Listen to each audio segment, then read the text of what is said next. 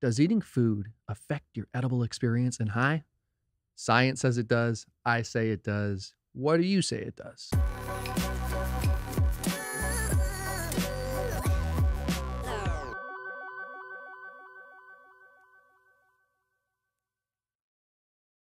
Let me just bring up a crucial point that I think goes overlooked is the genetic component from person to person.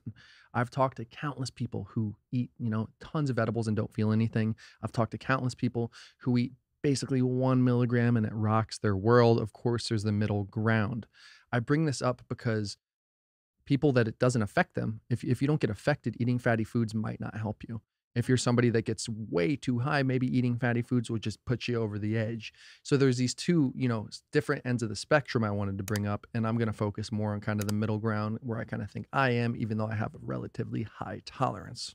So it is proven that eating fatty foods especially helps get you higher and increase the absorption. And there's several reasons for this on a cellular level within your body, enzymes, penetrating certain barriers and cell walls and stuff like that. I'm not going to go into that. I'm not that scientific, but it's definitely proven. And I've done some experiences myself. My favorite time to take edibles used to be right after a workout. My theory was empty stomach kicks in quick, and it always seemed to. But then I had a lower tolerance. I was taking 20 to 30 milligrams of edibles.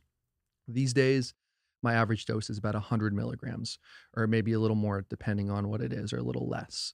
And I've also been changing up my diet a lot. I've cut a lot of different foods out over the past months, and I noticed I wasn't getting as high. I was taking more and more. I was taking up to 200, 250 milligrams.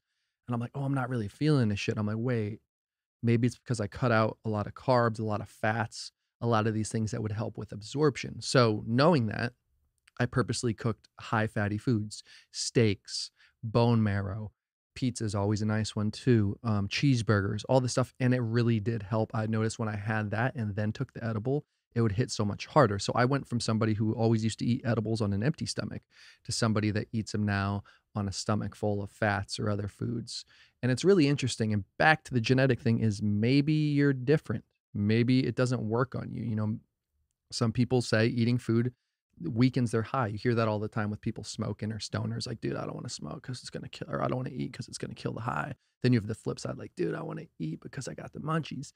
So the most important thing with all this, I think, is the body. And that's where it's going to be cool to see down the road when science, these different scientific findings come out and we're also able to get real like time feedback from our bodies. Like, how cool would that be to be able to sit in front of a machine right now, eat an edible, watch it digest, see how it's digesting, and then play with different levels and really finding out the biology. I'm sure they have that with these x-ray machines and shit out there. It's cost a lot of money.